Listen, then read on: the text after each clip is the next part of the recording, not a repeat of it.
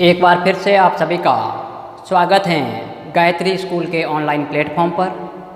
आज के क्लास में हम डिस्कस करेंगे 11th क्लास मैथमेटिक्स के फर्स्ट चैप्टर का लास्ट अपना टॉपिक रह चुका है, जो कि वेन डायग्राम के ऊपर डिफरेंस ऑफ सेट और कॉम्प्लीमेंट्स ऑफ सेट क्या होता है उनको लेकर आज अपन डिस्कस करेंगे। तो पहला टॉपिक अपना रहेगा आज का, वो रहेगा डिफरेंस ऑफ सेट, जिसको हिंदी में बोलते हैं समूचों का अंतर। ठीक, हिंदी में क्या लिखते हैं?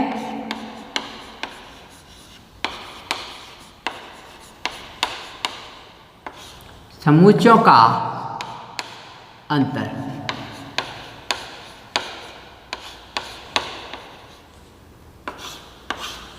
ठीक बात। अब देखिए, अंतर या एडिशन यदि अपन कर रहे हैं, इसका मतलब दो सेट तो अपने पास होने ही चाहिए। ठीक है, तो अंतर को अपन किससे रिप्रेजेंट करेंगे? ए माइनस बी। ये ए और बी का अंतर कहलाता है, ये कहलाता है बी माइनस ए, बी और ए का अंतर। ठीक है, तो इसका मतलब है set of elements which belongs to A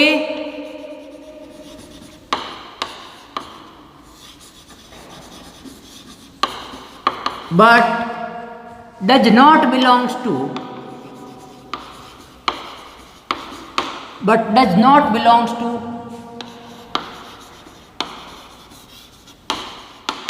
B। Hindi में बताता हूं, देखिए, सेट ऑफ एलिमेंट्स मतलब अवयवों का समुच्चय जो ए से तो बिलोंग करता है, लेकिन उसमें बी के एलिमेंट नहीं होने चाहिए। ठीक, तो इसको मैं हिंदी में क्या लिखूंगा? Set of elements which belongs to B but does not belongs to A. ठीक, तो आपके पास मैं यहां लिखूंगा बी के अवयवों का समुच्चय जिसमें ए के अवयव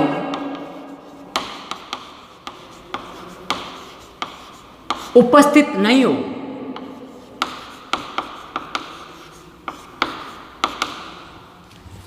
ठीक बात। और इसी प्रकार इसमें क्या होगा? ए के अवयवों का समुच्चय जिसमें बी के अवयव नहीं हो।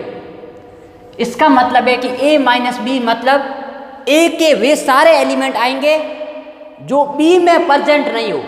यदि ऐसा हो कि ऐसे एलिमेंट जो ए में भी हो और बी में भी हो, तो वो अपन नहीं लिखेंगे। ठीक बात। अब एग्जाम्पल के थ्रू समझते हैं कि कैसे। एग्जाम्पल ये है, मान लीजिए एक आपके पास में सेट है 1 2 3 4 5 6 7। ठीक, और बी आपके पास में कोई सेट है, वो ले लेता हूं मैं 2 4 6। ठीक, इसका मतलब यह है कि यदि मैं ए और बी का अंतर निकालने जाऊं, ए माइनस बी निकालूं, तो ए के वे अवयव जो बी में नहीं हो।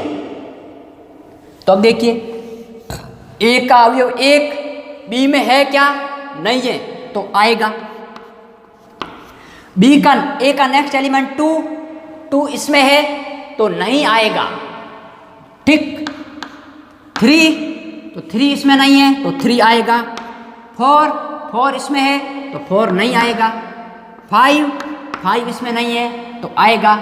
6 इसमें है, तो नहीं आएगा। और 7, तो ये आएगा ए माइनस बी। मतलब कहने का मतलब ये है कि इसमें जो सेट पहले लिखा होता है उसके वे एलिमेंट्स आते हैं जो नेक्स्ट सेट में मौजूद नहीं हो। यदि जो एलिमेंट दोनों सेट में प्रेजेंट हो तो बाद वाले सेट के एलिमेंट्स लिखे नहीं जाएंगे। ठीक बात। तो ये आप इन वर्ड्स को कैच करना कि मैं क्या बोल रहा हूं। मैंने कहा कि ए के वे एलिमेंट्स या अवयव आएंगे जो बी में मौजूद नहीं हो। अब देखिए इसमें बी में कौन कौन से मौजूद है। ए माइनस बी का मतलब 2 4 6, तो यहां से 2 को हटा दो, 4 को हटा दो, 6 को हटा दो, बाकी सारे एलिमेंट आएंगे। अब मैं b माइनस ए निकालता हूं तो b के वे अवयव जो a में नहीं हो, तो a में कौन कौन से एलिमेंट है 1 2 3 4 5 6 7। तो अब इसमें तो 3 एलिमेंट है, तो 2 भी b में प्रेजेंट है, ये भी प्रेजेंट है, ये भी प्रेजेंट है। तो यदि मैं इसके तीनों एलिमेंट को हटा दूं तो पीछे तो कोई एलिमेंट रहेगा ही नहीं। तो b माइनस ए आपके पास में क्या आएगा, नल सेट आएगा, एम्प्टी सेट आएगा। ठीक बात, कुछ समझ में आया क्या कहा मैंने कि यदि अपन b और a की बात करें तो a के एलिमेंट्स पहले b के सेट में से हटा दो, तो a के जितने भी एलिमेंट है अपन देखेंगे b में कौन कौन से है, तो कि 2 भी a में है, 4 भी है, 6 भी है। तो तीनों को हटाने पर b में कौन से एलिमेंट बचे, कोई एलिमेंट नहीं बचा। ठीक, क्योंकि मैंने क्या लिखा था, b के अवयवों का समुच्चय जिसमें a के अवयव उपस्थित नहीं हो, तो b के अवयवों का समुच्चय ये है, और इसमें ऐसा कोई एलिमेंट नहीं है जो a में नहीं हो। अब आप कहोगे कि सर ये तो ठीक है, यदि मैं इसको ऐसा लिख लेता 8। अब आप क्या कहते हैं कि b माइनस ए, अभी भी क्या आपके पास में नल सेट आता, तो नहीं, क्योंकि 8 इसमें ऐसा एलिमेंट है जो इसमें नहीं है। तो इसका मतलब ये आपके पास में सिंगलटन 8 आता है इसका आंसर। अब ये आपके पास में नल सेट नहीं आता। ठीक बात। तो अब आपको समझ में आ गया होगा कि डिफरेंस ऑफ सेट का क्या मतलब होता है। जो सेट पहले लिखा होता है उनके वो एलिमेंट्स लेने हैं जो बाद वाले सेट में मौजूद नहीं हो। तो इसमें अपन क्या लेंगे, ए के एलिमेंट लेंगे जो बी में नहीं हो।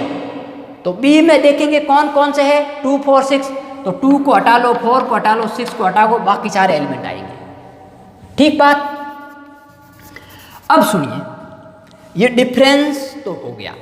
अब इनको अपन वेन डायग्राम में किस प्रकार रिप्रेजेंट करें, तो देखिए मैं वेन डायग्राम बनाता हूं।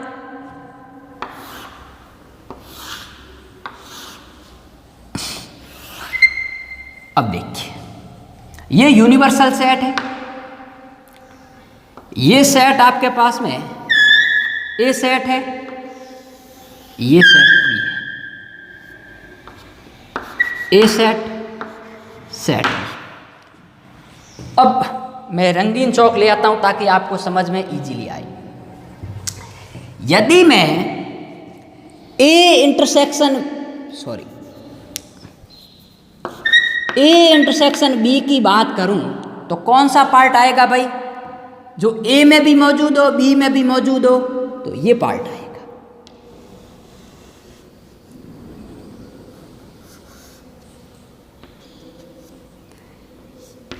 ये अब a माइनस बी, तो a के वे एलिमेंट जो b में नहीं हो, सॉरी b में आपके पास में नहीं होने चाहिए। तो a के ऐसे कौन से एलिमेंट है जो b में नहीं हो, तो b में कौन कौन से एलिमेंट है, ये पूरे एलिमेंट b में है। तो a माइनस बी क्या बन गया, ये बन गया आपके पास में a माइनस बी, या इसको बाहर ही लिख लेते हैं अपन यहाँ a माइनस बी। इसकी मैं परिधि बना लेता हूँ। कौन कौन सी परिधि है, ये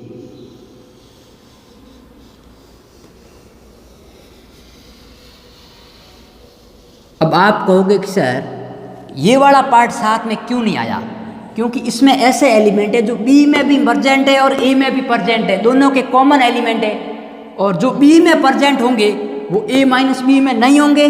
तो ये वाला पार्ट आपके पास में कहलाएगा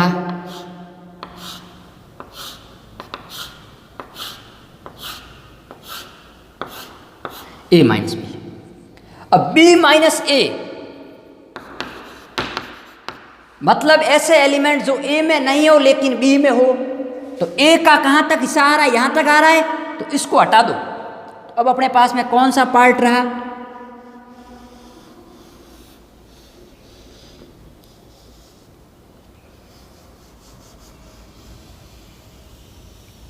ये वाला हिस्सा जिसको आप खड़ी लाइन से दर्शा सकते हो।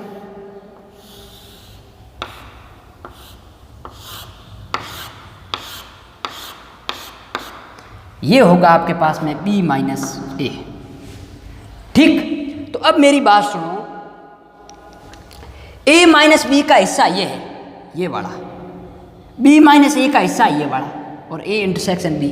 तो इन तीनों में कोई कॉमन पार्ट है क्या?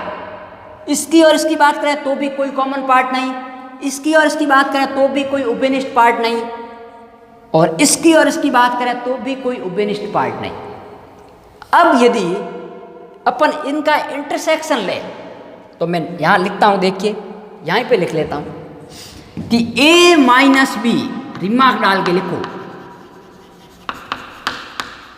a माइनस बी का इंटरसेक्शन लेता हूँ b माइनस ए के साथ में। मतलब ये जो सेट यहाँ से यहाँ तक का और यहाँ से यहाँ तक का, इन दोनों का इंटरसेक्शन का मतलब इन दोनों में कॉमन एलिमेंट कौन से है? तो इन दोनों में कॉमन एलिमेंट ये तो यहाँ का रह गया, यहाँ रह गया, कोई नहीं रहा। मतलब क्या आएगा आपके पास में? नल सेट आएगा।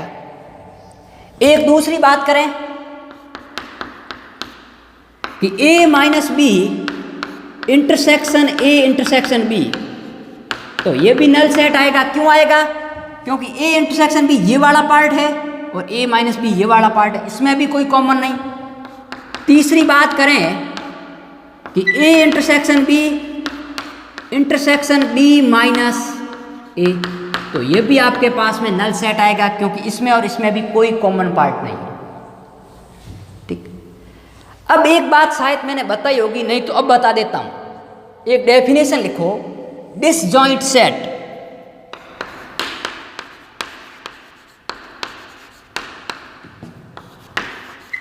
हिंदी में बोलते हैं असंयुक्त समुच्चय। अब असंयुक्त समुच्चय क्या होता है? कोई दो ऐसे सेट जिसमें कोई एलिमेंट कॉमन नहीं हो। तो मैं क्या कहूंगा कि यदि आपके पास में a और b कोई दो ऐसे एलिमेंट हो जिसका इंटरसेक्शन यदि नल सेट आ जाए तो a और b, a and b are disjoint. If यदि ऐसा हो जाए then a and b are disjoint। अब देखिए कैसे हो सकता है। जैसे मैं a बराबर ले लेता हूँ 1, 3 और 5, b बराबर लेता हूँ 2, 4 और 6, ये विषम प्राकृत संख्या, ये सम प्राकृत संख्या है। तो a इंटरसेक्शन b बराबर क्या आएगा? नल सेट, क्योंकि इन दोनों में कोई ऐसा एलिमेंट नहीं है जो दोनों में प्रेजेंट हो। तो जब कोई दो ऐसे समुच्चय जिसमें कोई अवयव प्रेजेंट नहीं होता है उसको अपन असंयुक्त समुच्चय या डिसजॉइंट सेट कहते हैं। अब देखिए, तो a माइनस बी और b माइनस ए में इंटरसेक्शन फाई आ रहा है, इसका मतलब a माइनस बी और b माइनस ए आपस में असंयुक्त समुच्चय है, डिसजॉइंट सेट है। a माइनस बी और a इंटरसेक्शन b भी आपस में डिसजॉइंट, a इंटरसेक्शन b और b माइनस ए भी आपस में डिसजॉइंट। इसका मतलब क्या हो गया? Hence a minus B, b minus A and a intersection b are disjoint sets to each other. Hindi में लिखो, a minus B, b minus A और a सर्वनिष्ठ b आपस में एक दूसरे के असंयुक्त समुच्चय है। क्या लिखोगे? a minus B, b minus A व ए इंटरसेक्शन बी आपस में एक दूसरे के असंयुक्त समुच्चय है।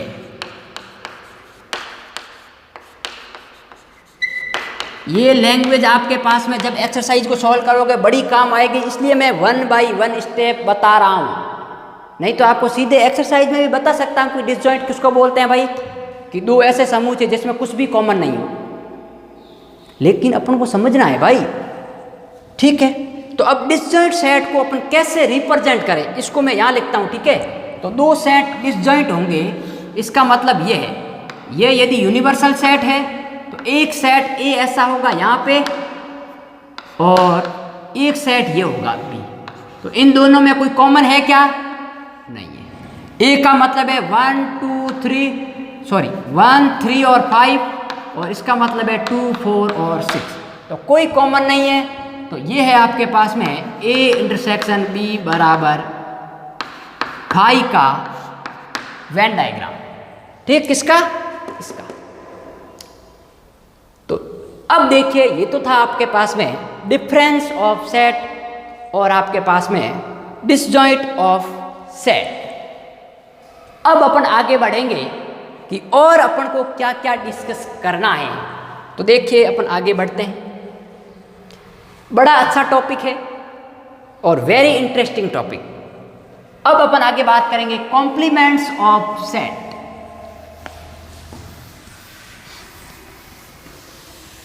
अपना थ्योरी का लास्ट टॉपिक है, ध्यान रखना। इसके बाद में अपन लास्ट एक्सरसाइज सॉल्व आउट करके चैप्टर को खत्म करेंगे।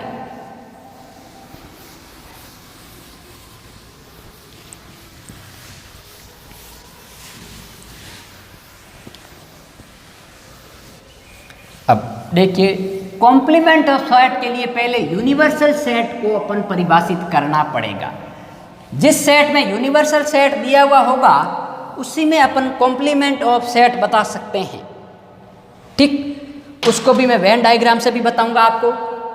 तो हिंदी में बात करें यदि इंग्लिश में, तो इसको इंग्लिश में बोलते हैं कॉम्प्लीमेंट्स ऑफ सेट। अब कॉम्प्लीमेंट ऑफ, इसमें सेट आएगा क्योंकि एक समुच्चय का ही पूरक होता है, ठीक है। हिंदी में इसको बोलते हैं समुच्चय का पूरक।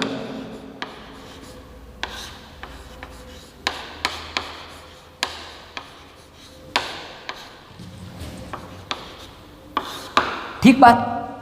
अब पूरक कैसे निकालें भाई? तो मैं लिखता हूं डेफिनेशन, पहले हिंदी में लिख देता हूं, आप कहो तो ठीक है। माना U एक सार्वत्रिक समुच्चय, let capital U be a universal set. माना U एक सार्वत्रिक समुच्चय है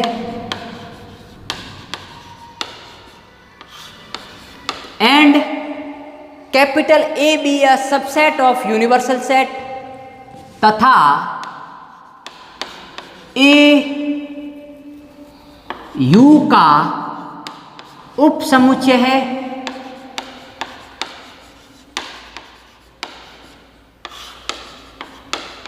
A U का उप समुच्चय है, ठीक। तो then the set of all elements of universal set which are not present in set A। तो U के सभी अवयवों का,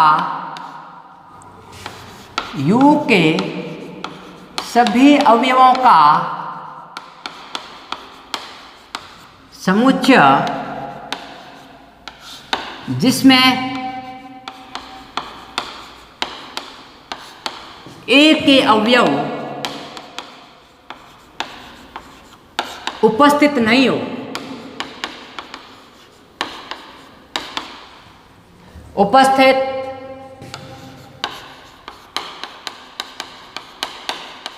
नहीं हो, ठीक है। कैसे बात करें?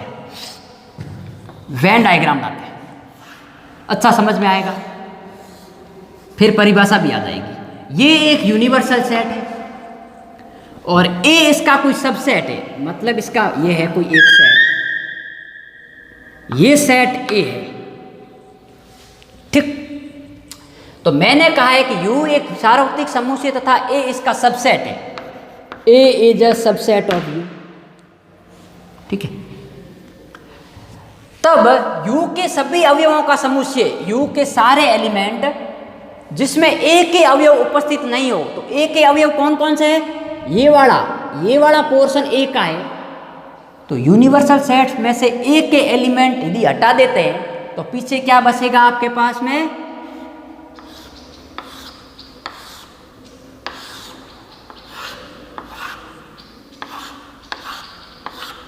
ये वाला जो सेट है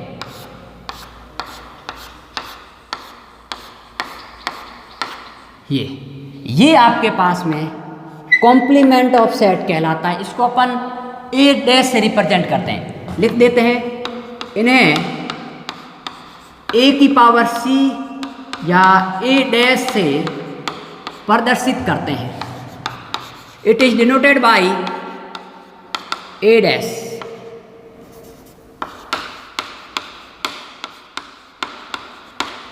ठीक बात। अब बात सुनिए आगे कि अपन को क्या करना है। तो एग्जाम्पल लेते हैं।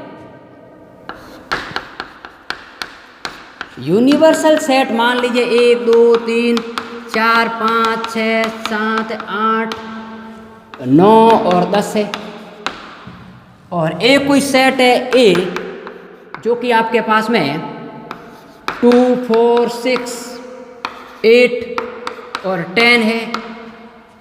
देन फाइंड ए डैश, देन फाइंड ए डैश मतलब कॉम्प्लीमेंट ऑफ ए। अब देखिए तो ए डैश क्या होगा? यू के वे सारे एलिमेंट जिसमें ए के एलिमेंट नहीं हो। इसका मतलब मैं ऐसा लिख सकता हूं क्या कि यूनियन माइनस ए। अरे भाई इसका मीनिंग यदि अभी अपन डिफरेंस ऑफ सेट पढ़ा, इसका मतलब क्या है कि इस U के सारे एलिमेंट जिसमें एक के एलिमेंट प्रेजेंट नहीं हो, और यही तो डेफिनेशन ये कहता है कि U के सभी अवयवों का समुच्चय जिसमें एक के अवयव उपस्थित नहीं हो। तो अपन क्या कह सकते हैं कि ए डैश होता है वो U माइनस ए होता है। तो अब देखिए U माइनस ए, तो U क्या है? 1 2 3 4 5 6 7 8 9 और 10, और उसमें से किसको घटाना है? ए को घटाना है। तो ये 2 4 6 8 और 10, तो पीछे क्या बच गया भाई? अब घटाना किसको? ए को। तो ये एलिमेंट पहले इसमें से घटा लो, तो 2 घट गया, 4 घट गया, 6 घट गया, 8 घट गया, 10 घट गया, पीछे क्या बच गया? 1 3 5 7 और 9। तो कॉम्प्लीमेंट ऑफ सेट आपके पास में ये आ गया। ठीक। तो डिफरेंस ऑफ सेट के कॉन्सेप्ट के ऊपर ही कॉम्प्लीमेंट ऑफ सेट निर्भर करता है, लेकिन उसमें हमेशा पहला सेट यूनिवर्सल सेट होगा।